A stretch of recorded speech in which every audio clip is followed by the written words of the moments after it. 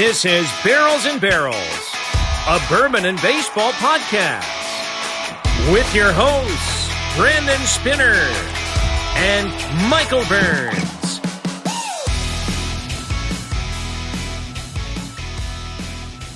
And welcome into Barrels and Barrels, a bourbon and baseball podcast where we talk high proof and high heat, two of America's greatest things, bourbon and baseball. I am Brandon. That is Michael on the right side of your screen if you're watching on YouTube. If you're not, go watch us there or follow us here on Spotify, Apple Podcasts, as well as wherever you stream your podcasts. I am Brandon. That is Mikey. Mikey, how are you tonight? I'm doing all right. I'm a little tired. I had traveled for work this week for just a quick meeting, and on my way out to I was over in New Mexico. I had a 10.5-hour layover in good old Denver. Good old Denver, Colorado. That airport itself is kind of like a city. Yeah, I didn't venture too much. I just popped myself in a chair for a while and eventually grabbed myself a voodoo donut. Voodoo donut? I did voodoo donut. It was a giant, freshly made donut. That sounds delicious. Yeah, I also had some shitty walk for lunch. Oh, some what? Some shitty walk. City walk? Yes, that's what I said. Yeah, okay. Shitty walk. All right. Well, this is episode 37 of Barrels and Barrels, a bourbon and baseball podcast. As I mentioned, we talk about two of America's greatest things, bourbon and baseball. And speaking of baseball, Michael Lorenzen just did it, Mikey. Michael Lorenzen, the third no-hitter in Major League Baseball this year. It just happened. This is his first game in Philadelphia as a Philly. He just got traded last week, a week ago last week, Tuesday. And he just threw a no-frickin' hitter. Way to show the whole rest of the league that they should have traded for him. Right? Hey, Cincinnati Reds, you've been struggling. You should have traded for me. That's awesome, dude. Yes. His mom is going nuts in the stands. His wife with his daughter, it looks like. Man, he looks so thrilled. This is awesome. Who was it against? The Washington Nationals, who have actually played very good baseball here in the last 2 months. So I got the chills watching that. I get man, that just juices me up. You insert yourself into that moment there, and right. You can just feel it. Wow, congratulations, Michael Lorenzen, new Philadelphia Philly. He got traded over from the Detroit Tigers last week on Tuesday. This 14th ever no-hitter by a Philadelphia Philly. I believe Cole Hamels had done it. I think he did it against the Cubs, honestly. And Roy Halladay did it in the playoffs. Didn't he throw a perfect game as well?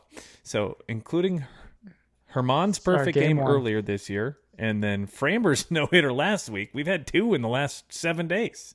And they say pitching struggling this year. Yeah. Wow. Incredible. Yeah. Well, that's not how we always start off an episode, but this is Barrels and Barrels, a bourbon and baseball podcast. Hell yeah, Michael Lorenzen. I'm happy for you. I liked him when he was in Cincinnati as a Red years back. He was one of those relievers who would play the outfield and also hit. He was an amazing hitter, and then he went to L.A. To play with the Angels, I believe. And then this past year, he signed a 1-year deal with the Detroit Tigers. And, wow. Yeah, he was fun to see He's hit about as to a get pitcher. the water dumped on him. Oh, sorry. Go ahead. Yeah, he was fun to watch before there was the DH in the NL in Cincinnati. Mm-hmm. The days. Now we're gonna sound old. I remember when the NL didn't have the DH. Shut up, Dad. The one thing I remember about Michael Lorenzen, I think his dad died, and then the first game back, he hit a home run and was crying, running around the bases.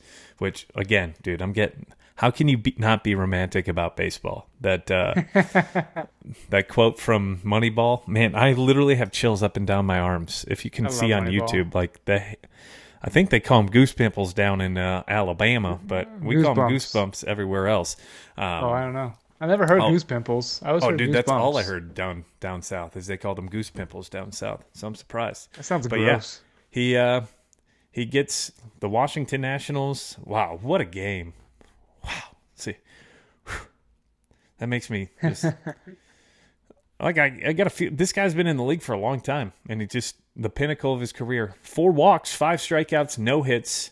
So he did get some defense behind him because out of the 27 outs, 22 of them came from his defense. But That's awesome. Congratulations, Michael Lorenzen. We're now 5 minutes into our episode. Usually we start out our episode with the jersey number of our episode. This is episode 37, so we're going to talk about jersey number 37. Who wore it best? Who had the best number 37 career in Major League Baseball history? And Mikey, as you're looking it up for the first time, Absolutely, without doing the research, as always, as is tradition, I think there are 5 that we could argue when it comes to this. And that is, I think it's going to be a real close one after doing some research on this yesterday and earlier today. Who do you think stands out right away? If we're going to talk about years of whoever has worn it ever, Pedro Martinez has the most wore, but he only wore it for 2 years. Right. So he really doesn't even qualify for it. Max Scherzer wore it for a couple of years. The guy that stands out to me is Steven Strasburg. Okay. Because he's a newer guy. Wore it for 13 years. Just a guy who was, he was a pitcher who was drafted and almost came right up to the major leagues, right without any minor leagues at all. There was a lot of hype there. A lot of hype. Yes. And he delivered early in his career before his arm just absolutely fell apart. But up through 2019. I was looking at his numbers from 2020 through 2021 and 2022. He's pitched I think it combined 25 innings in those 3 years. But before then, the 10-year career, before that, incredible. But he's one of the 5 I have listed. The one who's won it the most in his career for the longest time is Kenny Rogers with 18. He had a 50.5 WAR in his career. Then Dave Stieb, who played with the Blue Jays and I believe the White Sox, but he wore it exclusively with the Blue Jays from 79 to 92, and then again in 1998. He had a 56.4 WAR. Steven Strasburg, one of the names. Keith Hernandez is another name that pops out to me. He only wore it for 8 years, but I want to talk about the numbers he had with that. And even Max Scherzer was part of that list for me. He's got a very high WAR in his career, 37, and we already talked about him a couple of weeks ago, I believe, when it came to numbers. Wasn't he part of number 35? Max Scherzer? Yeah. Or 34. Maybe. I think he was 34 with the Nationals. Yeah. 31, excuse me. So I still think he qualifies at number 37. The years that he had in Detroit were very good. So those are my 5 that I think we need to work through. Keith Hernandez stands out to me. In his 8 years wearing it with the Cardinals, he had a 301 batting average, a 391 on-base percentage, and a 451 slugging. So an OPS in those 8 years combined of 842. He had 87 home runs. The big thing, though, is of those 8 years, he was the MVP once, and he had 6 Gold Gloves and a Silver Slugger award in those 8 seasons in number 37. Doing some work for the Cardinals there. Speaking of Cardinals, you remember Jeff Suppan? Yes. Played for the Brewers, too, didn't he? I just feel like he owned the Cubs in his time in the NL Central. He was all over the place. I just don't remember liking him. No. Well, he was a Cardinal, so he played for the Royals, the Brewers, the Cardinals. And Pittsburgh for 1 year. And the Pirates. Okay, so there's the NL Central. Yeah. He wore it for 13 years. Now that I see him popping up here. Shane Reynolds as well, a name, but Jimmy Pearsall, that's a good name as well. And Rael Cormier, do you remember that name? Cormier, I do lefty. Not, no. Lefty pitcher. I remember him from the Phillies, but I think he also played for the Expos in his career. Yes. Rael Cormier. Cardinals, Expos, Red Sox, Phillies, and the Reds. I don't remember the Reds. But I'm going to say that it's down to 3 for me. It's either Kenny Rogers, Keith Hernandez, or Dave Stieb. So let's whittle it away. Yeah. Let's see. Dave Stieb Keith Hernandez has the highest WAR, then Stieb, then Rogers. Rogers wore it the longest. Right.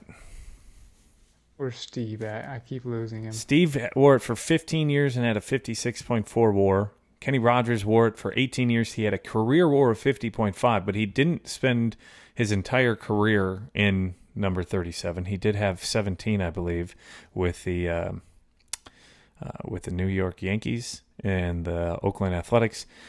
And of that WAR, you mentioned Keith Hernandez had the higher of the three. However, only 8 years out of his big league career was in that uniform. He spent a career of 17 years. But I do think he probably had some of the most impactful years in that jersey, in that uniform number. Who do you think if I don't know. I'm leaning Kenny Rogers just for the longevity of it. He was that much longer. Honestly, I think Dave Stieb. He had a higher WAR and 3 years less in the league. 3 years less in the number. Now, they both spent about the same amount of time, I think, in the number. Obviously, Kenny had it for 3 more years, but I think Dave Stieb, 176 career wins, 137 with a 3.44 ERA, a majority of his career with the Blue Jays. That's where I'm leaning, but really, it's also hard to go against Keith Hernandez. He had 6 Gold Gloves in 8 seasons in the jersey with an MVP. The Are only any reason of I these would guys in the Hall of Fame? I don't believe so.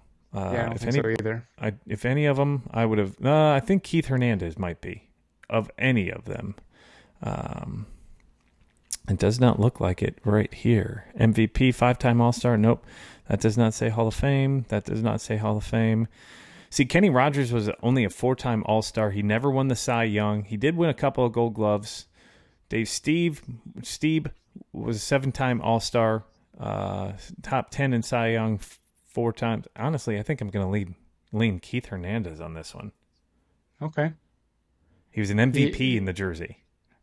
The others weren't a Cy Young. The others were just maybe league, above average players. Where right. Keith Hernandez had top of the league quality stuff going on when he was wearing this number. Yeah. I like it. I hate to pick a guy who wore it for the St. Louis Cardinals as our 37, but hey, we're bourbon and baseball, not bourbon Cubs, as much as we might see Cubs.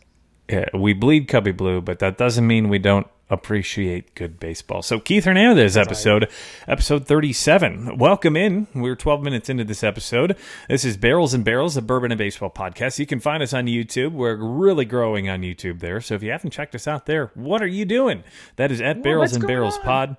We're up to 645 subscribers. Last week that was 601. So we continue to grow. In the last month and a half, we've grown by double. We were around 300 back in the early parts of July, and now we are near the 650 mark. We also put out exclusive content there. Thieves of the Day, or the Thief of the Day, which means the best web gem. Remember web gems back in the day? They still have it on Baseball Tonight, but not nearly as prominent. The Thief of the Day is our version of a web gem with a bourbon spin on it. We also have our power rankings, which drop exclusively on YouTube every Monday. And also, we just put out some bourbon hunts and stuff like that. So go check out our YouTube page if you haven't done that already. That is at Barrels and Barrels. You can find us on Instagram, Facebook, and TikTok at Barrels and Barrels Pod. And on Twitter at Barrels and Barrels. And also on X. On X, that's right. Good call. Good call. We gotta change this to X. I'm gonna just X everything out. And streaming us wherever you get your podcasts, you can find us. We're on Apple, Spotify, as well as iHeart, Amazon, and Google Podcasts. Don't forget to leave a review and a rating for us, just like we give you our honest opinions on the bourbons we review. We'd love to hear what your thoughts are, so drop that in. We're 20 out of 25 star reviews and ratings on Apple and 14 out of 14 5-star ratings on Spotify. Leave a review. We'd love to hear what you're thinking. And last but not least, we've got merch for sale. The hat that Michael and I are wearing, that's for sale, $35. Go check out our Instagram page in the link tree at Barrels and Barrels Pod. That is in the link in our bio. You can buy that. You can buy the glassware that we're drinking out of tonight. I've got my Whiskey Wisdom glass. Michael's got a Glencairn. Also, we've got 2-ounce glasses ready for sale as well. And last but not least, T-shirts for sale. Charlie Mike, neverweekend.com. Our friends over there at charliemikeneverweekend.com, a locally owned T-shirt company out of Huntsville, Alabama. You can go to their website. It's right there on the top once you get to shop. It's charliemikeneverweekend.com. So let's dive right into the bourbon Michael Burns. This week's whiskey of the week, we're going with Taconic Distillery Straight Bourbon Whiskey. This is their Dutchess Private Reserve. Okay. Is that just their normal straight bourbon is the Dutchess Private Reserve, or is this something? I think this is their their lowest offering, as in like their just general straight bourbon whiskey. Like their small batch, basically. They're small batch. So this is definitely a small batch coming from the Hudson Valley of New York. So the historic and famous Hudson Valley bottle, if you see it, it's got a little pup on it. This is their green label. They've got different color labels. I've heard their maple finished whiskey is fantastic. And speaking of maple, I've got some of their maple syrup here. I might have to make an old fashioned with this at some point. They said it was for the kids. Do want to give a shout out to Taconic Distillery for sending this to us to give it a chance, give it a review. So go check these guys out on taconicdistillery.com. This comes in, Michael, at an MSRP right around $42.99 on their website. I've seen it listed anywhere from $39.99 to $60 online. I'm just going to say $42.99 because that's what it's on their website. Where does it say it was distilled and bottled at? You said it was from New York. Yeah, distilled, aged, and hand-bottled by Taconic Distillery. So that means it was distilled and aged. I believe it's grain to glass from what I was reading. Wow, this okay. is all New from... York. Yeah, Taconic's Distillery's private reserve is crafted in small batches using only the finest ingredients, including fresh spring water from Rolling Hills Farm in historic Hudson Valley, New York. So right. I've given it a pour. It's got pretty much a golden color, maybe a little more amber-ish. Like if you're thinking of the movie Jurassic Park. Have you ever seen the movie Jurassic Park? Yes. I'm the wondering. You know the tree sap where this is that going. coats the like the mosquito that's in his walking stick? Okay. That would be That's the what it color looks I like would. to you?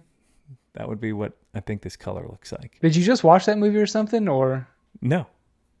okay, just hold that one just out of left field Cold there. pulled. Yeah. Literally cold pulled. Yeah. No, yeah, it's not. I wouldn't say it's too dark, but it's definitely not light whiskey dark No. or light dark. It's right there in the middle.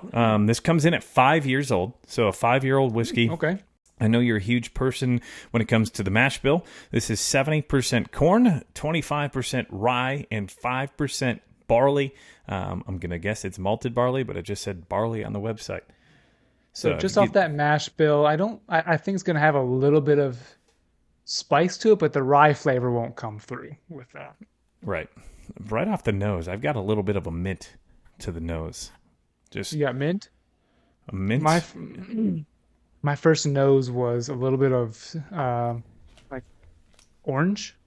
But it's funny if I have my nose in here and you start listing off things like I was like orange, you said mint, and I was like, oh yeah, there is the mint there too, you know. Mm-hmm. And that's what I always tell. Hey, if you're not into it, it helps to read notes or have someone else tell you some notes that know how to pull them. Yeah, I get the orange too. I get like a mint orange peel, almost like a springy kind of smell to it. Ooh, to yeah. me. This reminds me of like oak May. or vanilla? There's a little bit of flowers oak. are blooming. There's vanilla and oak. I've even got a little bit of maple on the nose too. Okay. What's the proofage on this? Am I guessing the proofage? You're gonna guess the proof after you give this a little sip. I didn't write it on the bottle, did I? I don't have the notes up for a second. I have baseball statistics up on my screen. I didn't write it on the sample bottle I gave you though, did I? Oh, you usually do. Usually, Yeah, do, I know but I won't usually look. do. I wonder if I didn't. So give this a little try and give me your guess on the proof right off the bat after you get that first little chew. First thoughts. Immediately got some honey in this guy right away up front. The rye then comes through. It's not overly spicy, and then mellows out into a 90s proofer. It's a little heavier. That's why I can tell it's a lower 90s, not towards the bib. How about you? Did you take a sip yet? Yeah, I think that there's a good tingle to it. I've got some of the oak coming through. The rye spice is prominent, but it's not overpowering. I think that there's definitely some of the rye coming through for sure. I don't think it matches the nose. I've got a lot more maple, vanilla, and like the classic bourbon notes, not any of that mint or the orange. I thought that I'd get a little bit more mint on the nose, but on the mouth from what I get on the nose. But it's more so like just your classic bourbon. Oak, cherries. I get some cherries out of that. And the back end is kind of like the cinnamon red hots to me. Yeah, absolutely. I think I agree with your note there that this is like a classic bourbon, a little spicier than a Hmm. classic bourbon. It has all the notes that you look for in it. Oak, vanilla, some citrus, cherry, some kind of dark fruit in there is what I love to find in my bourbons. Um, So I this think comes in I'm at really 90. Go ahead. What were you saying? 90. I was going to guess 92. That's Okay. what it says. I'm going to guess 92. At 90 proof. So lower proof, but I think that it sips a little warmer than 90 for most things that we've had, right? It's got a little bit more of a, I think it's that rye coming through, right? Giving you just a little Right. bit of that spice to make you think it's a little warmer than it actually is. But yeah. The finish is forgiving. The finish is forgiving and tells you that is not as high proof. That spice kind of scares you, but then the finish mellows out into a little thicker of a dram and coating of the mouth. It definitely doesn't go away. It's not a thin bourbon at all. No, I definitely think that there's some legs to it for sure. What do you think of that finish? Like, what do you pull the most from it? I get that. I get vanilla towards the end. The honey still in the beginning really coats the mouth. And I think this. I think that's the rye. Like you said, it's not overpowering. But it's prominent. Like it's not prominent, overpowering, but takes it's saying, "Hey, I'm here." It takes the flavors and kind of blows them through your mouth. So, Michael Burns, on our Barrels and Barrels of Bourbon and Baseball podcast rating scale, where do you rate this Taconic Distillery straight bourbon whiskey? So I want to give this guy an everyday player for the reasons of All right. it's a classic bourbon. It's a great price to go pick up. This reminds me of like Jepson's. Yep. Yeah, Jepson's. Priced well, classic bourbon's got all the notes for you. Taste, like you said, tastes a little bit hotter than 90, but I think the back end then reminds you, yes, it is 90, but it doesn't thin out. No. Oh man. Oh no. Well, that's a bummer. I was gonna go pour myself some more, and the old cork just came unglued. It's one of those synthetic corks. That's fine. That's so everyday player for Michael Burns. Yes, sir. I think that's right where I'm going to find myself as well. Not a bad pour at $39.99 or $42.99, wherever you can find it. I wouldn't pay more than $50 for this, if I'm being honest. But if you can find it at anywhere from $40 to $45, that's a great price point. This comes in at 90 proof, so I think this is a great entry level bourbon for someone who's looking to get into whiskey. If you've got friends who are like, hey, I don't know if I like bourbon, I want to give it a try, this would be a good one. Or if you're looking for one of those everyday kind of just low proof, I can sip this all day. This is a crusher, right? Like this is the one that you could sip all day, and by about glass number 4 or 5 is when you're starting to get a little bit more tipsy, rather than one of those high proofers where the moment you just smell it. But I'm going everyday player. I think it's got all those classic bourbon notes, as I mentioned. A lot of that cherry and maple for me on the palate. More so on the nose, it's got that citrusy, spring-like feel. I don't pull the mint into the palate, but I have it on the nose. But overall, I think this is a pretty good pour. So an everyday player it is. I'd say if you want to look, if you're going to a bottle share or going to like a bourbon night with some friends, and you want to look like, you're not going to bring the typical Lasher Craig or Four Roses, and you want to look like your stuff. Something great, easy to grab off the shelf and be like, "Hey guys, I got something for us." Bottled in New York. I know it's not available everywhere, or some people have said they haven't been able to find it in some of their spots that they live. But if you can find this on the shelf around $40 to $45, go give it a try. A very good pour. So if you're just new to our podcast, we do a rating scale based off of baseball when it comes to our bourbon. Everyday player is what we rated this. But before we get to that, we have Hall of Famer. Well, that's top of the top. 1% of baseball players make the Hall of Fame. Top shelf, and 1% of bourbons make the Hall of Fame. We haven't done one of those yet. We've been close, but we have yet to rate a Hall of Fame bourbon. That just tells you how stringent and how really detailed it has to be, right? Right. How important. We're going to put our name to it as one of the best of the best. It's going to be the best of the best. Mm-hmm. So that's got a really high qualification. Next is then the All-Star. The All-Star is just as it sounds. It's one of the best one out there. Maybe not quite Hall of Fame caliber, but it's there. And we've got a couple of All-Stars, so go listen to previous podcasts to go find some of those. But All-Star on every team, hopefully you have an all-star bottle on your shelf, on every shelf. Those are the ones you want to have a backup to your backup. Michael likes to say these are the ones that what? You share with? You share with your bourbon friends. Yes, the ones who know things about bourbon, maybe not the people who are just trying to get into bourbon. So that is what our all-star ranking is. Everyday players, just as it sounds. It's not necessarily an everyday pour where you drink it every day. It's one of those that you always have it in your lineup. Something you may go to weekly, maybe every other day, maybe every 3 days. Depends on how often you drink and how much whiskey you have. But still, like a baseball player, everyday player's always in your lineup. You can count on him to go to it every day. It's the same player day in and day out. Not going to let you down. Right, it's not going to let you down, and that's what we rated this. Michael Burns, what is a bench? So bench guy might be he's not bad, but he's unique in a way. Mm-hmm. He's got his role on the team. It could be a sweeter bourbon that's finished in something that you might not could take every day, but every now and then you could use that change of pace.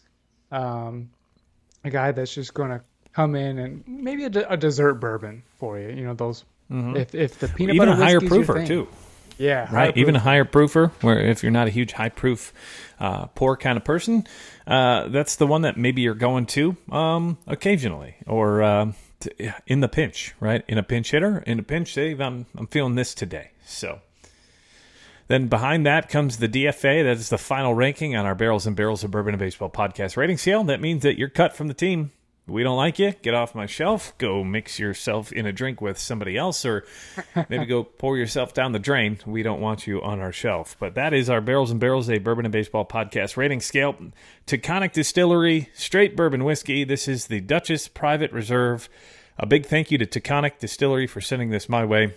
They also sent me some maple syrup for my daughter to try. That is definitely going to be made with an old-fashioned between the two of these, and I will have to report back. So go check out my Instagram page, which you can find on our YouTube page right now, right there above my video. That is @whiskey_weather. What you looking at me for? I'm going to see if you had anything else to add, but I guess no. I didn't know. So why are you looking at me, though, boy? Oh, what you looking at? So moving on, we use trivia as kind of our buffer and our transition from bourbon to baseball. This week's trivia question, Michael. The Chicago White Sox have been on the top of a lot of people's minds here in the last week. Luis Robert playing very well. He's on pace to hit near 40 home runs. That's only been done by, I believe, 7 players on the White Sox ever. Who was the last White Sox player to hit 40-plus home runs in a season, and what year? Ooh. I'm going to go ahead and just strike off Frank Thomas and Paul Konerko off the list. Mm-hmm. I don't think that's the most recent one to do it. It wasn't Jan Makata, was it, in 2018? Mm-hmm. I will give you a no on that one. You got one more guess. Next, I'm thinking Jermaine Dye didn't do it, not Carlos Lee. I don't know, you perked up when I said Jermaine Dye in 2007. Well, after that, they had a player called Adam Dunn and Jim Tomei, but the guys that I just listed aren't the answer. The answer, Todd Frazier in 2016. He hit 40 home runs. 40 on the dot? Right on the dot. So, Todd Frazier in 2016. I bring up the White Sox because the big news over the weekend, if you haven't seen it already, that was the first big tussle. Tim Anderson and Jose Ramirez. And down goes Anderson. Have you seen that or heard that audio yet from the radio announcer? Yes, that was fantastic. So good. For those of you who don't know, Jose Ramirez and Tim Anderson literally dropped the gloves and fought at second base. And Jose Ramirez knocked Tim Anderson pretty much out cold. He went down to the ground. He crumpled. He got back up, and he kind of had the wobbly leg. Do the stanky leg is what I posted on Instagram in the background music because he couldn't figure out how to walk. But that was probably the biggest brawl we've had. That's kind of taking over the Rugning Odor and who was the other player? Edwin Encarnacion? No. No, it was Jose Batista. Jose Batista, his teammate. That kind of is now the new fight that takes over because Anderson got dropped. I mean, absolutely dropped from that right hook. Yeah, it wasn't even a sucker punch. No, I mean it was more just a reach as he was being tackled by a White Sox player. Mm-hmm. But there was one player who has had front row seats to both of those punches. Did you see that? Elvis. Elvis And he didn't Andrus? do anything to help Tim at all, No. but he was right there in Texas, and he was right there for the White Sox. I think it's kind of telling, and I've been listening to a lot of Chicago sports radio. No one really came to Tim Anderson's aid, other than Kopech, who was kind of trying to stop Ramirez from beating the crap out of Tim. Right. Tim got in a couple of punches, and Jose got the right cross, and down he went. And when I mean he fell like a weak folding chair. Yeah. And then even coming off the field, he couldn't even get off the field himself. Well, and even within that, did you see Eloy Jimenez got hurt in the fight without doing No, anything? He came up limping away. He was back in the lineup a couple days later, but yes, he came up limping away, frustrated. Tim had a rough time walking off the field, but man, what a fight! My comment on that is Jose Ramirez's fist has a higher hard hit rate than Tim Anderson does all year. Absolutely. Tim has definitely had a rough season so far this season. And that's kind of leading into the main topic is this White Sox team as a whole. We normally don't lead with losing teams in our podcast. This White Sox team has been awful this year. They're winning again tonight versus the Yankees. However, the Chicago White Sox, for a team that was supposed to have postseason aspirations the last 2 years, what a fall from grace it's been. And did you see what Keenan Middleton had to say about the team and about the culture and about the clubhouse? No, I might have, but let's go ahead and hear it. So the White Sox are 46-69. So 23 games below 500. There's a chance that if they lose to the Yankees tonight, they're winning 4-1. But if the Yankees were to come back, that would be their 70th loss. And this was a team that most billed last year as a World Series favorite, not just make the playoffs. Like that was a team with aspirations to go all the way. Dropping pens. The big issue here is supposedly the clubhouse issue. So Keenan Middleton was traded from the White Sox to the Yankees, and Jesse Rogers, a big shout out to Jesse Rogers, an amazing journalist out there in Chicago. He works for ESPN. He primarily covers the Cubs and the White Sox, but he covers all teams when he gets asked to. And he was out in New York covering the Yankees this past weekend versus the Astros, and he talked with Keenan Middleton, and Keenan said, there was no real rules. There weren't any rules. There was no responsibility. There was no repercussions for anything. He said, we had rookies sleeping in the bullpen during games. Gosh. I think that was Carlos Santos, the reliever, by process of elimination, and Jesse Rogers kind of hinted at it on the air on ESPN 1000 earlier this week, that it was Santos. So you got him sleeping in the bullpen. You got players missing practice and showing up late for meetings, and no repercussions, you got to be disciplined for that. Right? Rondell left early from what we saw. Reports he left early for the All-Star break. Right. So he denied that in a press conference earlier this week where he said that didn't happen. But supposedly the game before the All-Star break, he wasn't in the lineup and he wanted to leave early. And the rumor is that Tim Anderson said, if he doesn't want to be here, fine, I'll buy his ticket to get him the hell out of here. And the rumor is that Yasmani Grandal walked up to Tim Anderson while he was sitting in the hot tub or in the ice pool or whatever the bath was and slapped him across the face. So Tim's used to getting hit in the face, I guess, at this point. But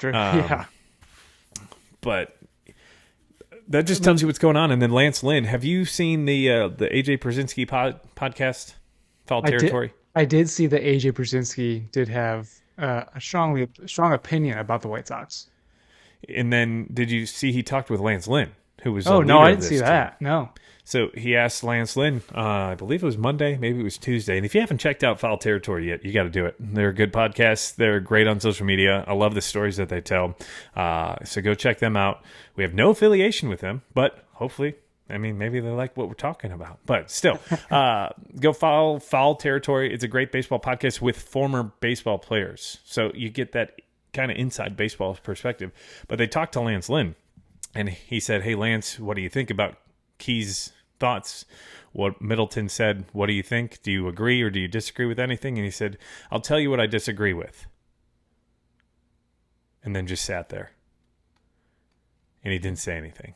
So he's pretty much telling you everything Keenan said. I believe, disagree with what he said. Gotcha. I thought you were saying I'll tell you what I disagree with. Gotcha. Yeah, and he just sat there. As in, like, I don't disagree with a single thing. So if Lance Lynn, who's your veteran presence and veteran leader in the clubhouse, is saying that this is how it was, that just tells you how much turmoil and how trash and tragic this White Sox organization has come over the last 2 or 3 years. And I think that starts at the top, man. It's not just Pedro Grifol, but makes me question. Or Tony La Russa 2 years ago. Right. Tony La Russa led the team to 93 wins back in 2021. So I don't know if it necessarily was him last year, but it starts even higher than that. My question for you is, do you think Pedro Grifol makes it another season? That's the first question. No, they need to. They've already cleared their roster. They need to clean house and just get new atmosphere in there. Obviously, if you're having two guys who just left the team immediately coming out and say that, unless you clear house, you're not going to have players want to come sign there. No one's going to want to come play there. No, that atmospheric clubhouse, I think between Tim, Yohan Moncada, I hear that Aloy is not the hardest worker either in the clubhouse. I don't want to start casting aspersions on some of these players, but this team had a ton of talent that should have been way better for the last 3 years. Absolutely. And they haven't done it. But so I think Grifol's gone, but you got to look at the top. Jerry Reinsdorf, he is too loyal. He did it with the Bulls. He's done it with Kenny Williams. Kenny Williams has been in charge of this organization for how long? He was part of the 2005 team. It's got to go back into the 90s, I think, where he was the general manager. Yeah, he was the GM. He's now he's the vice president or the vice president of baseball operations. And then Rick Hahn is actually the general manager now. Right. But they've all been with the organization for 15, 20 years. What have they done in the last 15, 20 years? Outside of 2005, which was a pop-up championship. No one thought that was going to happen. They went on a burner. They went on a heater in Vegas. That's what 05 was, right? You're right. No, absolutely. You can't do that. I mean, look, Theo spent only 7 years with the Cubs, not to get Cubs focus, and moved on. Right. The Cubs might even need to do that with Jed. Jed's been around just as long almost, and maybe they need a refresh as well. But what you're saying with the White Sox, Reisendorf? Jerry Reinsdorf. Like you said, because there was rumors when they hired Tony La Russa that they owed him something. They owed Tony something, and that's why they gave him that gig, even though he hadn't coached in a few years. So on October 26th of 2012, so we're going on, this is the 11th season, Kenny Williams was promoted from general manager to executive vice president, and they promoted Rick Hahn to general manager from assistant general manager in 2012, late 2012. So this is his 11th season as the GM. You know how many playoff games they've won? Since 2012? Since 2012. Not series, playoff games. 0. 1. They beat the Astros 2 years ago in 2021. They got swept, I believe, by the A's in 2 games in 2020 in that playoff season. And since then, I don't think they make the playoffs since. And if they they got swept. Is that one more than the Angels wins? Yes, because the Angels haven't been there since 2014. But still, along those lines, that just shows you how terrible and just inept that franchise has been. And I'm not trying to pile on the White Sox in that organization because they're the team on the other side of the city that I root for. I think baseball's better in Chicago when both teams are very good. Yes. Because it's got a buzz. They rebuilt. They got Eloy and Cease from them in 2017. They got to the rebuild about 2020, you'd say? 2019. 2019. Yeah, 2019 is when it really started to come around, and 2020 was the year. So you thought you had a window. Right. And maybe 2020 kind of hurt their chances of that, as that was supposed to be their year. Maybe. Giolito fell off the table a little bit. They got him. He had one great season. He fell off. Dylan Cease has kind of taken a step back rather than a step forward, I'd say. You had Michael Kopech, who was supposed to be great. Moncada. You still have talent. Moncada was the number Right. one overall prospect when they got him from the Boston Red Sox in the sale deal. I mean, you still have talent there. You can build around Cease, and Luis Roberts, only 26 years old. Yeah. So they still have the talent. It's just, man, that franchise has just not had a good couple of decades. Really, the last 30 years, I think they've made the playoffs 6 times. I can't really be saying much because I'm a Cubs fan, but like at least the Cubs has sustained success. It seems like the playoffs anytime the White how many years in a row? Yeah. Right. From 14 to 18, and then also 07, 08, and 2003. And even, I believe, 1998. Maybe they just fell short in 2001. I know the White Sox made it in 01 and 2000, I believe. But, man. You're talking, White Sox, but you're talking a lot of trash, just like, and I mean, you might be suspended over this, Brandon, just like Kevin Brown was of the Orioles broadcasting. He talked so much trash about his own team and got suspended. What do you think? I mean, Brandon or Kevin Brown? I mean, if you haven't heard it, let's play that for our listeners right now. If you haven't heard it, this is Kevin Brown, who is the broadcaster for the Baltimore Orioles. This was before a game, I believe, on July 23rd at Tropicana Field versus the Tampa Bay Rays. For the Orioles, Brandon Hyde has felt like this has been maybe the toughest ballpark to play in, but the Orioles have a chance to do something special today. They've already clinched at least a split in the series, winning 2 of the first 3, and they could pick up a series win behind Tyler Wells today. It's been a minute. The Orioles split a 2-gamer with the Rays in June. They had lost their last 15 series here at Tropicana Field. You have to go back to when our now colleague Brad Brock picked up the win in the series finale, June 25th, 2017, the last time the Orioles won a series here at St. Pete. Already got 3-2 at the Trop this year after winning 3 of 18 the previous 3 years combined. It is a stark difference, Ben, and it is not a bad Rays team. It's not like all of a sudden the Rays became slouches in the American League East. They've led this division every day, but now 2, and the Orioles once again are back alone in first place. Yeah. For the Orioles, Brandon Hyde has felt like this has been maybe the toughest ballpark to play in, but So we just heard Kevin talk. First thoughts. What do I think? I think it's Bush League. The Baltimore Orioles embarrassed themselves. Yes. Embarrassed themselves, right? The Orioles, I just ranked them number 1 in my power rankings earlier this week, exclusive to YouTube, and that's brought to you by 10th Mountain Whiskey. Use promo code BNB for 10% off your order. But I won't give out the rest of my 10 Power 10. Wonder who number 2 is. Who knows? It could be a different from last week. You'll have to go check it out. But the Orioles, arguably one of the best, if not the best team in baseball. And you're distracting everything from that with this, which is absolutely ridiculous. What did he say that was wrong? No, that he's basically pointing out that the Orioles have been not good for the last half decade. Right. And now they're not only up and coming, but they're the best team in baseball. And they're doing things that they haven't done in years. And it's a hard place to win. And you know what? If you're going to suspend him, suspend the entire broadcast team. Because you know what? As someone who works in the broadcast business, those graphics are made by other people. He doesn't make the graphics. He's reading it off the graphic. Right. They're not that fast. They had that prepared.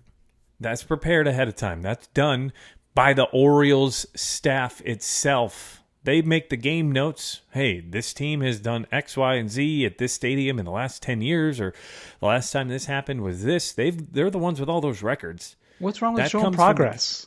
What's wrong with showing progress? And he didn't say anything bad. All he was doing was stating the obvious. This team has not been great. They're starting to turn the corner, and they're doing something that hasn't been done in a while, and let's celebrate it. But instead, let's make a mockery out of this guy, Kevin Brown. And did you see all the different broadcasters come into his defense? Yeah, Gary Cohen. Not Gary Cohen. Yeah, was it Gary Cohen of the New York Mets radio? He said, not radio, TV booth, but he said There's 29 other teams that'll take him, and you just embarrassed yourself. Did you hear what Jason Benetti said? I just saw the one New York one. That's it.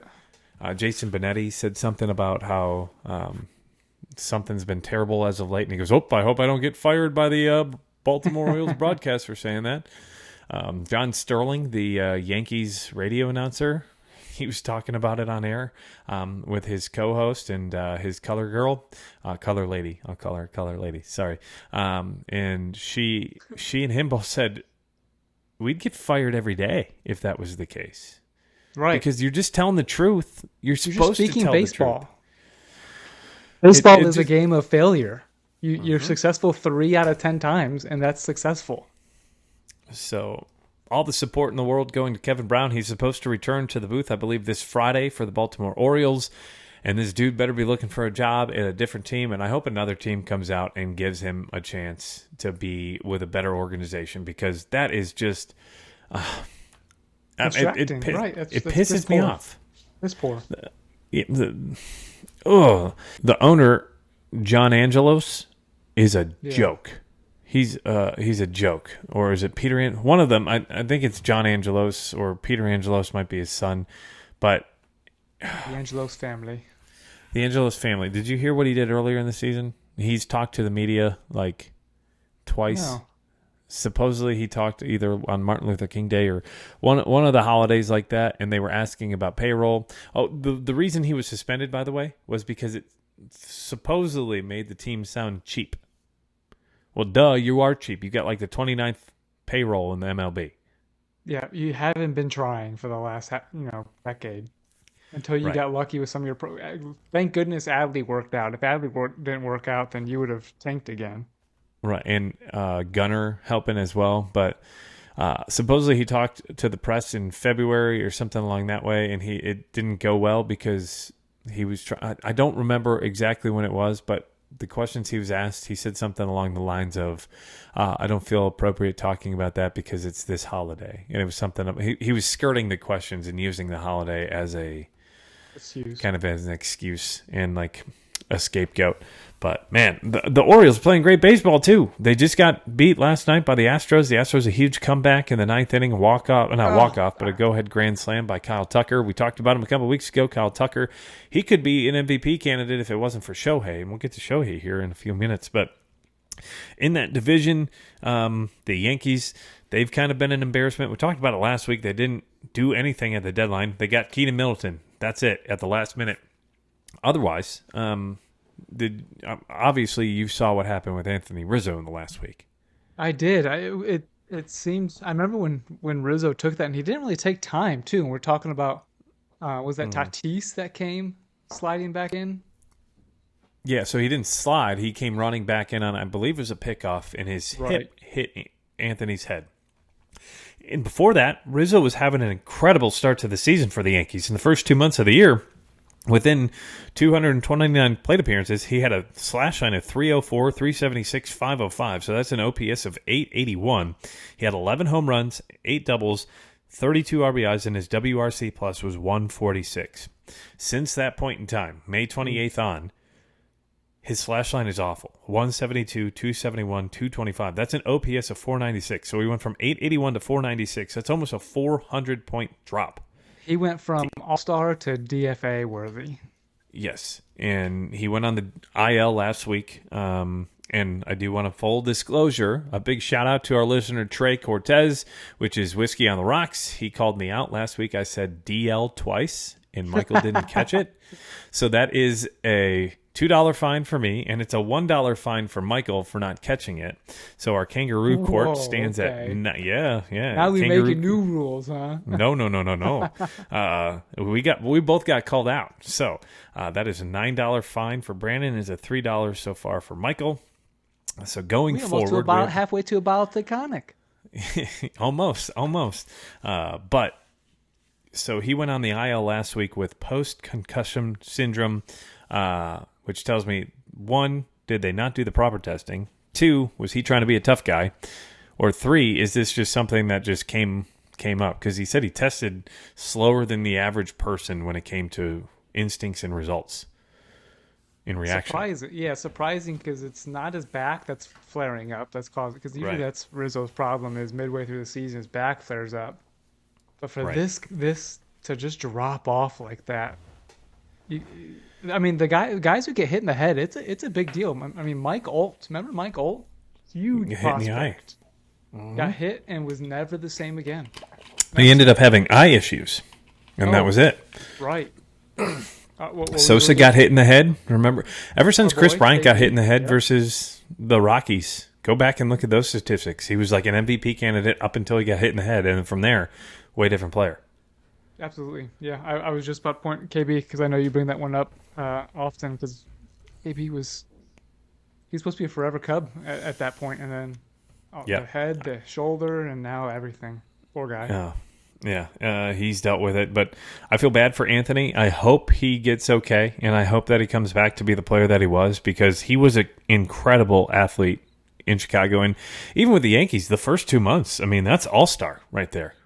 Yeah, he That's was crushing carrying the it, that team. short porch right field. He was crushing it, taking advantage of it. He's had 1 home run since then. He's only scored 15 runs. That's half of what he had before, and he only driven in 9. He had 32 in the first month and 3 quarters. Now it's been 2.5 months since then. It just hasn't been the same player. No, I'm assuming it's going to be. He was on a 10-day concussion IL because I believe you can go on the lower end of that because of the concussion. 7-day. Oh, the 7-day. Yeah. But it's probably going to be longer than that. And I hope he gets the treatment that he needs and he comes back and he's the same Anthony Rizzo that we knew and loved here in Chicago. But that division kind of has up and downs all over the place. The Red Sox just won on a walk-off grand slam the other day, but they got lucky and they got gifted that, and then they immediately lost the next day to the Royals. And tonight it looks like that they, as I look at they won tonight versus the Royals. So the Red Sox 59-55. As far as the other team in that division, who started out with the best team in baseball for probably the first 2 months of the year, the Tampa Bay Rays, they can't catch a break. No, absolutely not. I mean, who's left to pitch for them? They've had 2 guys go down with Tommy John, and then 3. 3 with Tommy John. Well, if you include Shane Baz last year, and also I believe so, he had who? Jeffrey Springs had Tommy John, Drew Rasmussen. So he's having, I don't know if it's Tommy John, but it's his 3rd elbow procedure on the UCL. I think they're doing a different experimental surgery on that. But when you replaced your UCL twice already. Kittredge. So they've got Jeffrey Springs, Drew Rasmussen, Andrew Kittredge, Josh Fleming, Garrett Clevenger, and Shane Baz all on the IL. Let's go, Saya. Sorry. They're all on the 60-day IL right now. Baz is out until next year. Kittredge returns from Tommy John in August. Fleming is rehabbing right now and expected to come back soon. But like I said, and you said, Springs and Drew elbow procedure, and it's likely what the things we're hearing about Shane McClanahan is he's done for the year. He's done for the year, and they say that his injury, they haven't necessarily said Tommy John, but they said his injury is worse than Springs and Rasmussen, and they're out for 15 months. So McClanahan not sounding very good at all. You would think that he's not even going to be back next year then, if that's the case. Right. So good thing they made the Savali move, but Eflin has been the best pitcher since the middle of June in all of baseball, but he's been hurt multiple times as well. Glasnow's day to day. Yeah, can you rely on anyone in that rotation? If I pull up their depth chart, they have Glasnow, Savali, Eflin, Littell, and Fleming. Only 3, and Fleming's on the 60-day IL. Right. So you've got 3 guys, 2. I mean, Eflin, they thought was going to have Tommy John at one point, and all of a sudden, oh no, he's fine, he's back out there. You've got one guy in that rotation that you can rely on, and that's Eflin. And that's, I'm sorry, Savali. Mm-hmm. Is he going to win you a 1-game playoff? Tyler Glasnow, you don't have to worry about a 1-game playoff right now because it's a 3-game series. So you don't have to worry about that. But if it came down to an elimination game, I mean, I don't think he's not an ace. He's not an ace. He's not a number 1. That team doesn't have one if Glasnow goes down. if Glasnow's down, they don't have an ace at all. But McClanahan's gone. He is the ace of that staff. Glasnow would be if he continued to stay healthy, but he hasn't been healthy at all. That Rays team, it's scary for them because if they do make the playoffs, I think they're an easy out unless they can find pitching somewhere. Hopefully some of the guys coming off the IL, as you mentioned, will help them. But on the offensive side, they've been relatively healthy. I mean, they've got Francisco Mejia on the IL on the 10-day, and same with Taylor Wells, and that's it. They haven't lost a ton of time from their starting staff, their starting lineup, but it's the staff, the pitching staff, and even in the bullpen. I mean, they always bring up arms, so I'm sure they'll do it, but still. They've got a guy in Double-A, Mason Montgomery, but is that enough? Can you rely on that? He's not even that high level of a guy. Right. I almost want to say that this hit to the Rays rotation could keep them from making the playoffs. I think you got the Houston Astros taking a wild card. You've got maybe Seattle Mariners taking a wild card. And the Toronto Blue Jays. The Blue Jays are only 4 games back. Now, the Rays do lead them by 4 games in the wild card chase, so they've got a little bit of a cushion. They are the number 1 wild card team right now at 69-47. They score runs. They do, but it's going to be an interesting 7 weeks to see where that team goes, especially without that ace starting pitcher now, because McClanahan was your dude. He was your dude. And the way Springs was pitching and Rasmussen, I mean, that's... What's to say about baseball, though? Because the Rays were the guys who never let guys... They don't go deep. Their guys go like max 6 innings, stretching it as 7, and they're all going down still. Yeah, Blake Snell, for his whole career with his Cy Young season, he never pitched more than 7 innings. Didn't Honeywell get hurt a couple of years ago with Tommy John? Yes, multiple Tommy John. So they can get the guys to the big league, but it seems like they can't keep them healthy. So there could be something there. Them. Yeah, even protecting them by keeping them short on pitch counts and innings limits, they still don't stay healthy. So something's got to happen in baseball. The arms cannot take 100 miles an hour that often. Yeah. Wow. That's sad for Tampa because they had a really good team that even 2 months ago were the, quote, probably the World Series favorites. Right. After that hot April there. Hot April and even through May. They were the best team in the league until the Braves overtook them, in our power rankings back in early June or late May maybe? I think it was June. Yeah, I think it was June as well. So that team still 22 games above 500. They've got a 6.5 game lead over the Seattle Mariners for the final spot. But that Mariners team, boy, are they fun. I was just going to say, moving from broken pitching to full pitching staff. I mean, they've got 6 good guys. Brian Wu, right? He's their number 5 right now, isn't he? And they just called up another rookie to make his major league debut. They just called up their 2020 first round pick, Emerson Hancock. And so there was talk of calling him up before Wu went down with a light injury, they're saying. But there's also whispers that they did that just to get a roster spot for Hancock and give him time rather than using an option and waiting for Wu to come back from so long. But they're talking of when Wu comes back, just going with a 6-man rotation of Gilbert, Kirby, Miller, Wu, and Hancock. I mean, and Castillo. You forget that name? Did I miss Castillo? Yeah.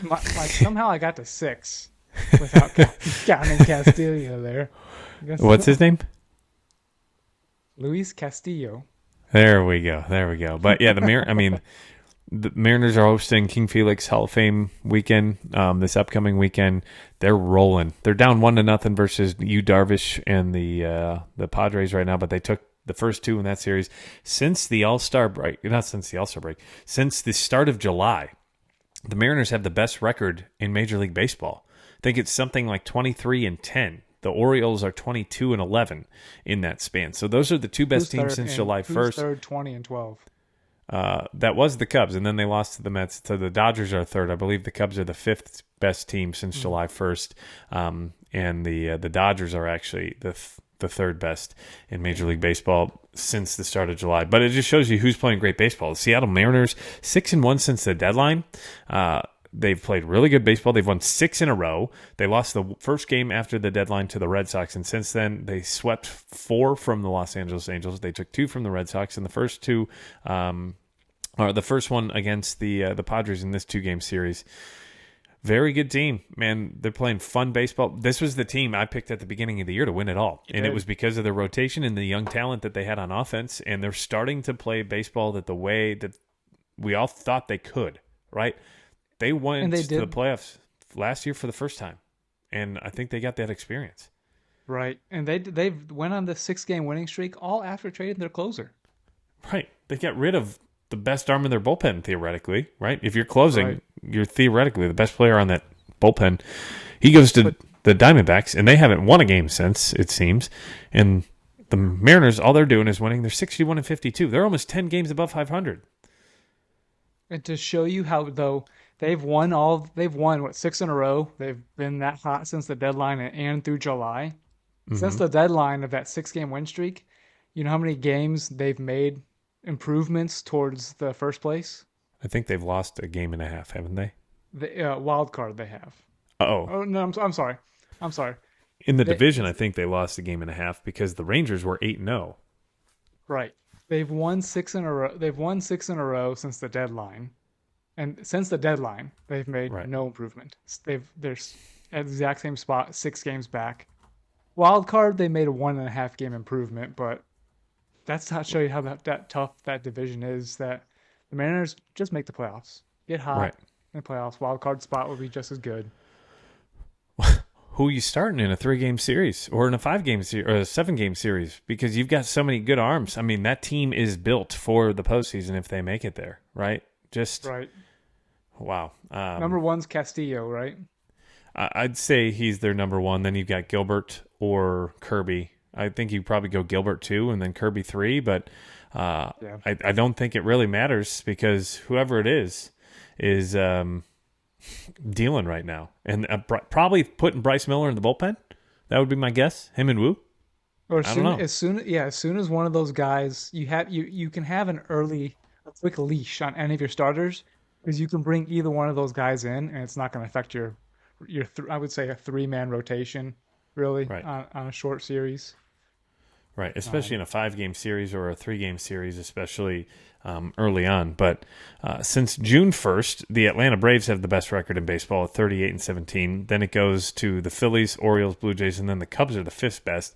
But the Mariners are 32-25. But if you make that July 1st, as I mentioned, it's insane what they've done. This team continues to win. The Rangers are playing great baseball as well. So it goes the Mariners, Orioles, Dodgers, Astros, Cubs as the top 5 best records since July 1st. That does not include tonight's games on August the 9th. But the Rangers, they went out and they added big time. They got the best arm, him or Verlander, right? Scherzer or Verlander, they're kind of either or best arm. Scherzer's 2-0 in his first 2 starts for the Rangers. They've won 8 in a row until they lost today to the A's. That's going to happen, right? Oh. The A's. They lost. But I think it was like 1-0 or something like that. So they finally lost. Yeah. To the Oakland Athletics 2-0 today. Both those additions, Max and Jordan Montgomery, Max in his 2 starts. So usually if you give up runs in just a few amount of starts like that, it's going to be inflated a little bit. Mm-hmm. Max still only has a 2.77 ERA. He's given up 4 runs in 13 innings. And Jordan Montgomery, 12 innings, 4 runs as well. Both those guys are great additions right there. Max has 15 strikeouts in those 13 innings, so more than a 9.0 K per 9.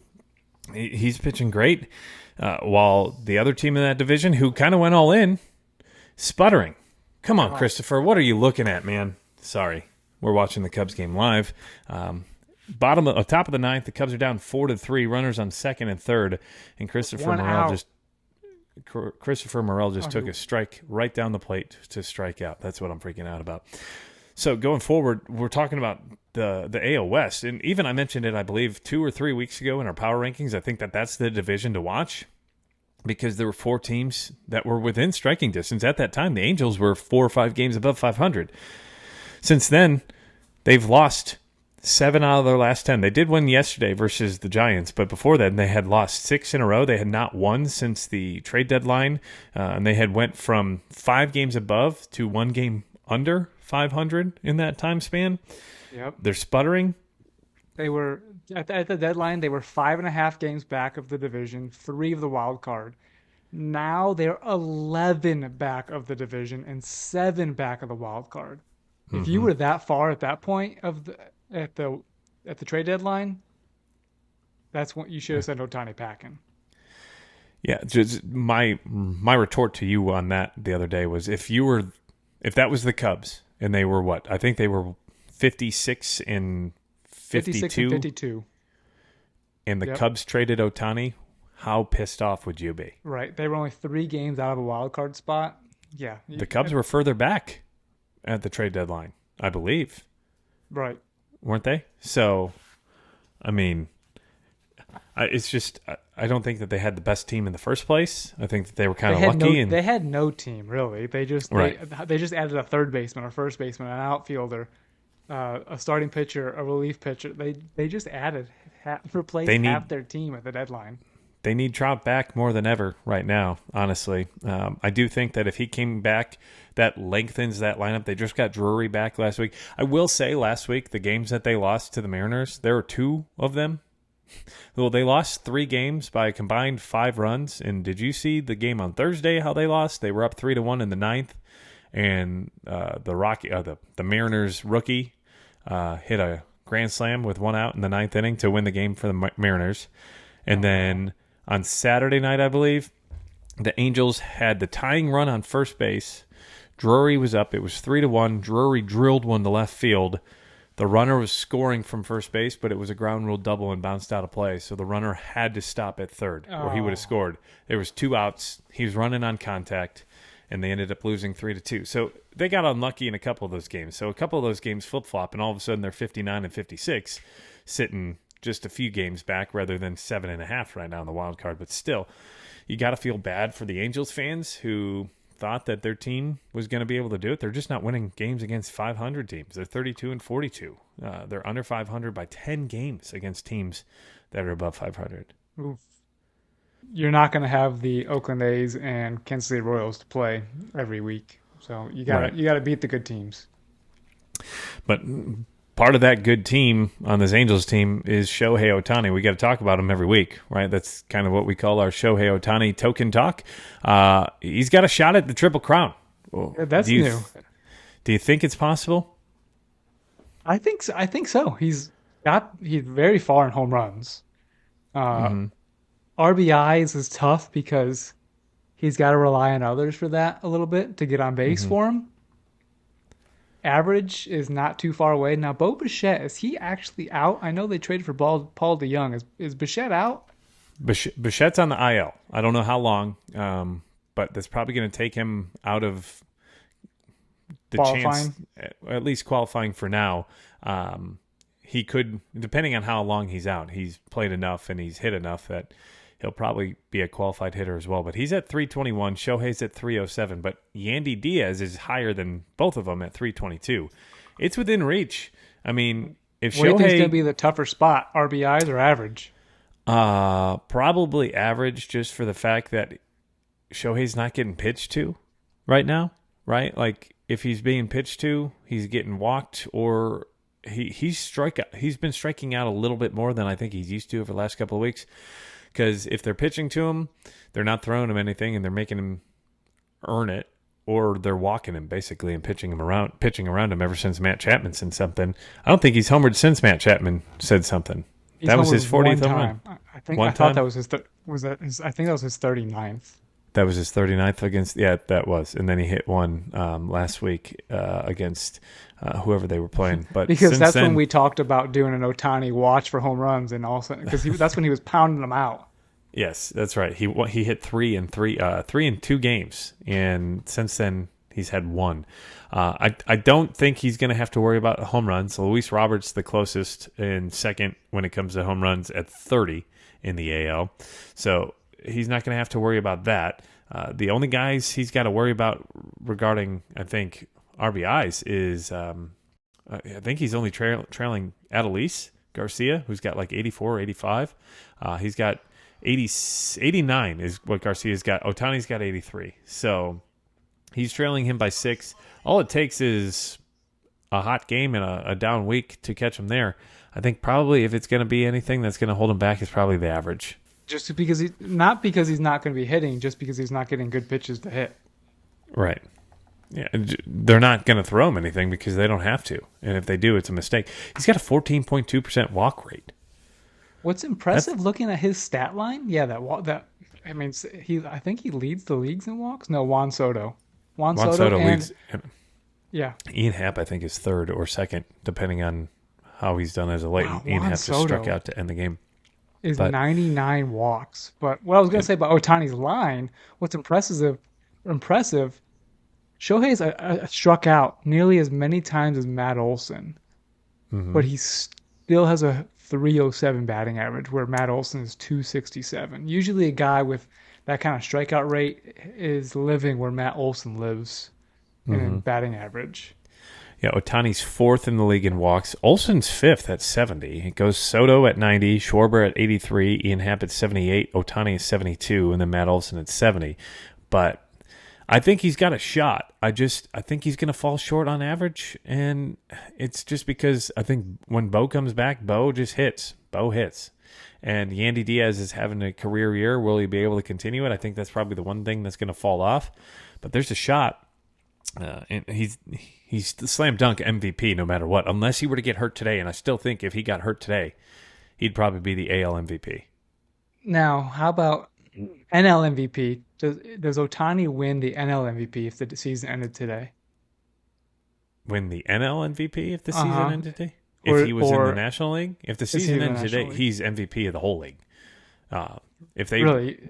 I think he would win the NL MVP if he was in the NL right now, because he's got the best offensive numbers, and then you throw in the pitching. No matter what league he's in, as a full body pitching. of work. Okay. Because, you've got to count pitching. That's part of it, right? Pitchers don't just win Cy Young; they win MVP as well. Yeah, you're right. I believe Kershaw won the MVP, and didn't Verlander win it or finish in the top 2 or 3 at one point? I think he finished second. Yeah, behind Trout. So he would win it in the NL, but that NL race, which I think is a lot closer than a lot of people think right now, the National League MVP. Have you looked at these numbers? I was comparing them earlier, because if you look at number of hits, 150, 154, average right there, 339 to 343, home runs, 26 to 23. And here's now where you're like, okay, well, Freddie Freeman and Ronald Acuna is who we're talking about here. Yep. Freddie's got 41 doubles to Acuna's 28 only. Mm-hmm. But Freddie scored 81 runs. Yeah, what I'm getting at, though, is Ronald has 53 stolen bases to Freddie's 16. So how many of those singles are doubles, basically? Right, but also Freddie's 16 stolen bases are more than I think you probably would have guessed he had. For a first baseman, absolutely. Yeah, I would not have guessed more than 10. They have the same amount of RBIs. Freddie has 13 more runs. And think about that, because Acuna is the leadoff hitter on the highest scoring offense in the National League. The Braves. Yeah. The Dodgers just figure out how to do things like this. The Dodgers don't even have an excellent team on paper. Looking at their lineup, they traded for a negative WAR shortstop, and he hit a home run the other night. Rosario, I believe, right? Yes. Uh-huh. So Acuna is batting 339, 422, 587, and Freddie is 343, 419, 597. That's pretty close. Slugging? What's Shohei slugging, though, just to compare to those guys? I think he's in the 6s. 669. Yeah, 6s. Oh, 75 points better. Nearly 100. Either of them, right? Yes. His So the OPS for Freddie is 1115. I think this might be dated wrong, to be honest. No, this is right. This might be, I don't know. Some of the numbers look weird here. I think this is, right. I've got a different sort here. But he's been extremely great in the last month and a half. Freddie has. But yes, that OPS. Freddie got the Freddie dance. Yeah, they're both over 1,000 for an OPS. Freddie's got Acuna by 7 thousandths. So you're starting your dynasty team right now. Who you taking? Probably Acuna, just because he's younger. But Freddie is consistent. I guess that's true. That wasn't a really fair comparison there. No, but who would you give it to? All of a sudden, I'm leaning towards Freddie. That stolen bases number is too big right there. I think that's the difference in the speed Of and course. the defense. I mean, Acuna's got an arm too, throwing guys out at third and home. Freddie's a Gold Glover too, though, isn't he? I think Freddie is the more reliable guy. Consistent, yeah. Yes, Acuna.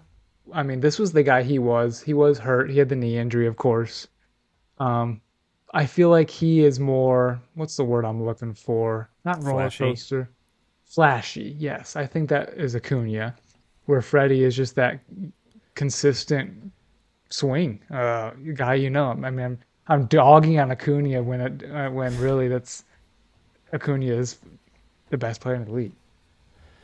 I mean, Freddie is 41 doubles. Next best is Candelario and Matt Chapman at 35. So he leads by 6 there. He's got 81 RBIs, which is 6th in the league. That is only behind Pete Alonso and Matt Olson in the NL. Freddie has also walked 52 times. He struck out a lot more than I thought he did. It was 88. But still, when you're batting 343, 16 stolen, like if that stolen base number was more like 5 instead of 16, I would be more like, okay, but if it wasn't for his buddy Matt Olson, Freddie would be. If it wasn't for Matt Olson and Freddie was hitting more home runs like he usually does, it'd be he would be a Triple Crown competitor as well. Oh, for sure, because RBIs and home runs go to Matt Olson, and I don't think anyone's catching him on either of those in the NL. Pete Alonso might. He's at 35 now after tonight, but yeah. Why are they pitching to that guy? Yeah, I don't know why they're pitching to that guy, and I don't know why a lot of people are pitching right now to Cody Bellinger. That's another name we have on this list. Cody Bellinger, since the start of July, really, if you go back to July 24th, he came off the IL with a knee injury. He played a couple of games trying to get his feet wet back into it, but he got back into the starting lineup on June 24th. Since then, and this is why I had the statistics sorted wrong, since then, he has the best batting average in baseball at .417. That was coming into play tonight. On top of that, his OPS was 1.121. He had more extra base hits than strikeouts. Cody Bellinger, this is MVP Cody Bellinger. If he was doing this before he got hurt, he would be right up there with Acuna and Freddie, because over that same time frame, he's been just the same as Freddie has been. Right. His stat line for the year, not even just that hot streak. I mean, I think we were just stating he is amazing. He's hitting, near 400? 417 since June 24th. Even on the year, he's hitting 331. So even down in his down week of being hurt, still didn't hurt him enough. Like you said, he's got more hits than strikeouts, more extra base hits than strikeouts in that time frame. I mean, hashtag extend him. Yeah, hashtag extend him for sure. He's got 17 bombs, 65 runs, 56 RBIs, 27 walks, and here's something that I didn't think either, was he's got 17 stolen bases. He's got the, I think, third lowest strikeout rate in all of baseball, behind Luis Arias and Kwan from the Guardians. Stephen Kwan. Outside of those two, no one strikes out less. And he technically isn't a qualified hitter yet because he's 2 plate appearances short. So by the end of this weekend, he'll be a qualified hitter, most likely. And he'll be right up there when it comes to batting average. He's got the 5th best batting average in the major leagues, right behind Freddie, Acuna, Arias, and Corey Seager. Oh, in all of baseball. Yeah. In all of 4 baseball. NL guys there. Yeah. He'd be 4th in the NL, but he'd be 5th in all of baseball when it came to total batting average. He's up there when it comes to just on base percentage. He's not striking out.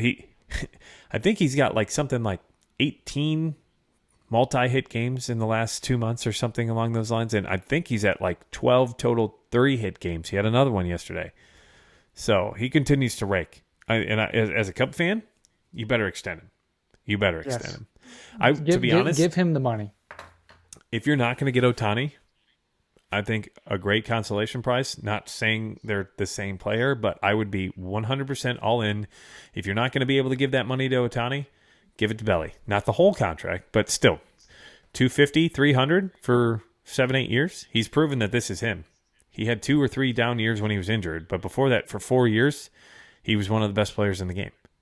I would. He's worth more than any of the shortstops from last year. Oh, for sure. 100% for sure.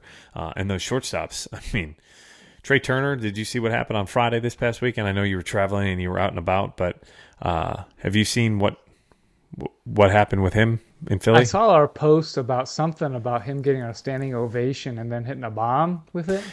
So he got a standing ovation on Friday because he's really been struggling. And then on Saturday, he hit a 3-run go-ahead home run to take the team, to give the team the lead. I don't remember who they were playing. But why did he get the ovation? Because he's been struggling so hard and he's been dealing with getting booed that the fans finally, in Philadelphia, of all places, decided let's rally around him and support this guy. So for a guy who was so hot in the World Baseball Classic, he looked like he could be competing for MVP this year. I mean, the dude saved Team USA in the World Baseball Classic with his Grand Slam. I believe so, and he said it was the most fun that he's had. But Trey has had a very, very bad start to his career in Philly. I'm sure it'll turn around, but it hasn't been the year that he was hoping. We were talking he was a shot at 60 stolen bases and 25, 30 home runs. Before he signed, that was the guy we wanted out of Turner, Bogart, Swanson, Correa. That's the guy who we thought was the best shortstop out of all of them. And I think the Cubs got the best out of all of them, at least for this year. And the cheapest. They got the cheapest guy and the best guy so far. So Dansby signed for 170 over how many years? Seven year, 177. 7 years, 177. And I believe, Turner get 11 for 300? And Bogart's got 300 over 280 over 11 as well, and then Correa got the short-term deal of 6,200. But by average, that was one of the higher deals as well, 6,200. Right. So if you were to compare the four of them, Dansby, Swanson, right, the best of the four. I mean, he was the more, they thought, defensive first kind of guy. He's not going to continue his 6 WAR seasons. He's at a 3.8 right now. But Correa is I want to say he's batting in the under 250. 228. 228. Oh, with a 301 on paying base. That much. He's got a 696 OPS. He is the worst of the four. He's actually ranked as on Fangraphs, mind you. So this is just via Fangraphs. So they may have a little different calculation on Baseball Reference. But Carlos Correa is the 22nd best shortstop in the league this year. And then you have to go to 14th for Trey Turner. Xander Bogaerts is the 11th. And then Dansby Swanson is the 5th best shortstop in the league this year at a 3.8 WAR. Again, this is by Fangraphs WAR. That, of course, doesn't include everything, but that doesn't even really talk about how much Dansby's defense. I think he's got the highest defensive run saves in baseball. Really? At least for shortstops. I think he's at 13 or something along those lines. And it's right up there. But, oh no. Someone's down in the Mariners game. Sorry. It looks like number 3. Is that JP? Crawford? Mm-hmm. He's been a huge he's been hot. To the team. Yeah. Yeah. You know what the Correa signing reminds me of? Eric Hosmer to the Padres. Everyone knew he wasn't worth what he was asking, that he was not going to work out through the contract. That's what Carlos Correa reminds me of. Isn't he the youngest of those 4 though? Yes, he is.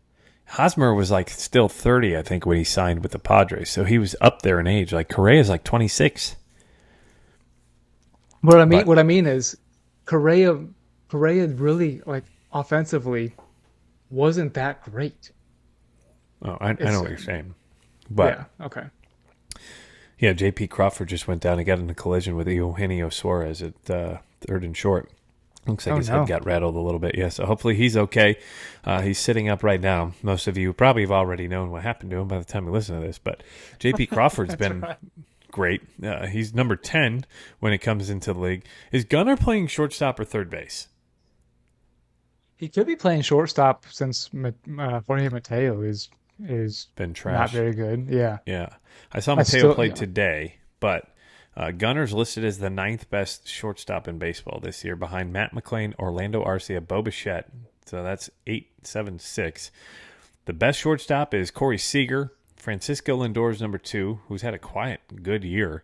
I don't think we've heard much out of the Francisco Lindor camp. Then Wander Franco, Bobby Witt Jr., who just did something that I don't believe any rookie's done, or actually not rookie because he's not a rookie anymore, but I think he hit 20 home runs and 30 stolen bases in back-to-back years for the first time ever to start a career in 2 years. So that's pretty cool. Bobby Witt Jr., he's just wasting away there in Kansas City. He's got 20 bombs and 34 stolen bases. But when it comes to home runs among shortstops, I mean, Dansby Swanson's right there at 5th with 17, and that's behind Gunnar. And if you include Gunnar in that, half of those probably came at third base. Frankie's got the most Gunnar's at 22. Played third base. He's made 64 appearances at third and 44 at short. So pretty equal there. More so third base, though. I would consider him more of a third baseman than a shortstop and when it comes to this. So you could say Dansby's the 4th best shortstop when it comes to home runs. He's just an all-around – he's the leader, too. Out of all of those 4, I think Dansby's leadership is an underrated quality that as Cub fans we're really starting to notice, because when Dansby came back to that lineup, it seemed like everything was whole again, right? They were struggling for a while. Dansby came back and he not only raked, but also like the team just congealed behind him. He's a proven winner. That's the one thing I think I love about this Dansby and this Cody Bellinger duo is they come from proven winners, right? The Braves haven't lost a division in 6, 7, 8 years. The Dodgers, the same. They're both coming from franchises who are used to winning, and not just used to winning. Winning is an expectation. Absolutely.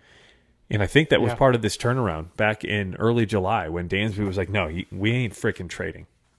Yeah, that was him when he came back, when they were like, "Hey, and he led that just like you're saying. He led that push to make sure that the Cubs weren't sellers. I mean, it was like the moment he came back and the conversations were happening, like, "Hey, you think the Cubs are going to sell?" He's like, "Absolutely not." Yeah, and I think part of the reason is him and Cody just kind of said this isn't going to happen, and that's why I want Cody back as a Cubs fan. I'm totally homering it here. I'm wearing a Cubs shirt this week. I don't always do that, but I don't always wear a Cubs shirt. But when I do. I drink bourbon. But man, a lot of fun baseball here as of late. I find myself finding any baseball to watch that I possibly can, and on days that there aren't day games, I'm kind of upset because there's no day baseball, and I've got to wait until the evening. The last couple of weeks, especially since the All-Star break, I was a little burnt out after the All-Star break because there was so much baseball to talk about. But this past weekend, great baseball, not only between the Cubs and the Braves. That was a great series, even though the Cubs got thumped on Friday. But between the Mariners and the Angels, what the Texas Rangers did to the Marlins this past weekend, the Reds... It's going to be really exciting whenever Jackson Holliday gets his call to the Orioles and Gunnar Henderson is the permanent third baseman. You know, that's going to be exciting here in a few weeks. Yeah. You still think it's going to happen, huh? You making the prediction? The dude got sick, came back, and is still raking. It's going to happen. They don't have a shortstop that's doing well. Holiday's at Double-A.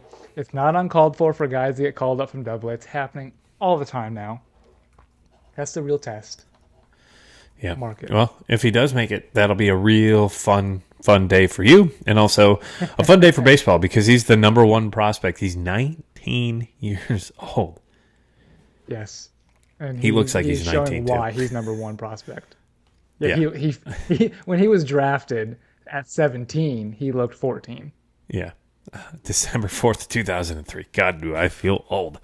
Well, that is it for the regular part of our podcast. We now transition real quick to our top 10 power rankings, which are always out on YouTube exclusively every Monday. So go follow us on YouTube. If you haven't done that already, go subscribe to our YouTube channel. That is at Barrels and Barrels Pod. Our top 10 power rankings are brought to you by 10th Mountain Whiskey and Spirit Company. So go to 10thwhiskey.com, use promo code BNB for 10% off your order. A big shout out to 10th Mountain Whiskey and Spirit Company. We just did an interview with Brian.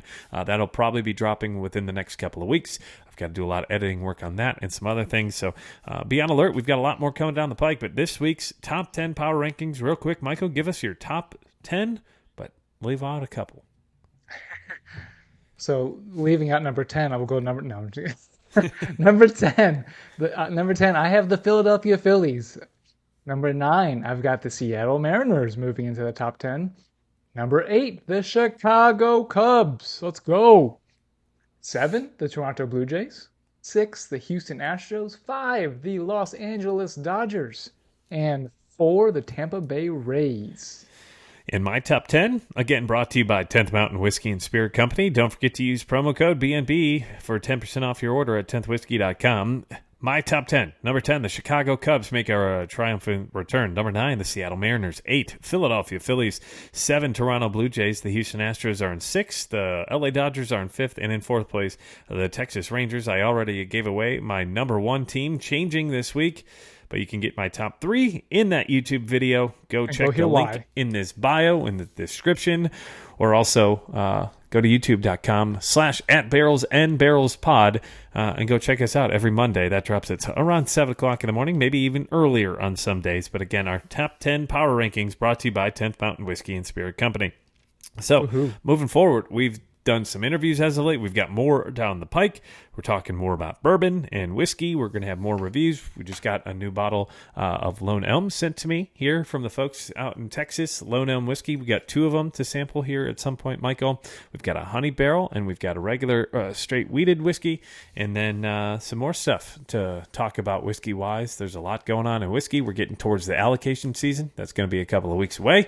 August really through late October, early November is when that really starts to heat up. Don't miss your sign-ups. Yeah, don't miss your sign-ups if you're in an area that does raffles or does lotteries. Make sure you get that in. Michael always forgets to put his name in the lottery, it seems, in Alabama. You can't win unless you sign up, folks. That's right. That's right. Brandon wins even if he doesn't sign up. And speaking of winning, we're going to do a giveaway. Once we get to 1,000 subscribers on YouTube, we'll do a giveaway. So that's another push, if you haven't already, to go check us out on YouTube. So 1,000 subscribers on YouTube. We're at 645 coming into this podcast.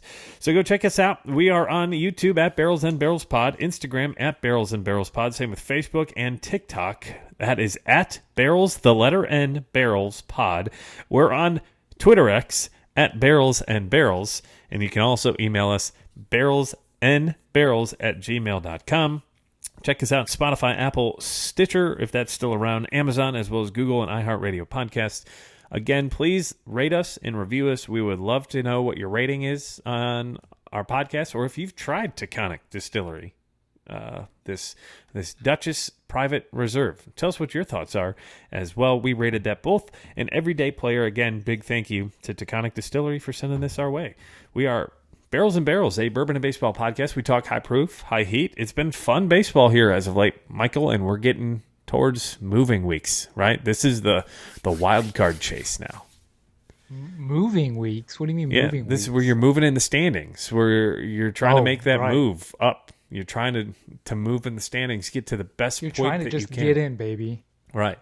So a moving week, they like to call that, at least that's what I call it, when you're in the dog days of summer, right? We're getting into the middle of August. This is when some teams start to sputter. Some teams start to get hot. What teams are those going to be? You can continue to follow us for the very latest on that. So with that said, Michael Burns, do you have anything else for our friends, families, and listeners? Yes, we make sure to go find out. We got hats, glassware, T-shirts. That's right. The glassware is freaking sweet, man. Freaking sweet. We've got the wisdoms like Brandon's got. We've got this beautiful Tuath, which So one of our listeners pointed out, I think it was Brian at 10th Mountain Whiskey pointed out, it's a baseball diamond on the bottom. It is. It was Justin. It was smooth. It was smooth. Oh, it was smooth. That's right. It was smooth. It was on our line. line. Wrong credit there. Good call. Yeah. So that was Justin. Smooth like bourbon, I think is his handle. Smooth like bourbon. Or Smooth like bourbon. That's right. Smooth like bourbon. So, yes. Go With check those out in our go Instagram. Yep. Nope. You go ahead, Michael. Go check it out. They're sweet logos, and with that, I'm just gonna. Brandon, you got any other words for our listeners? Let's go. Did I steal it?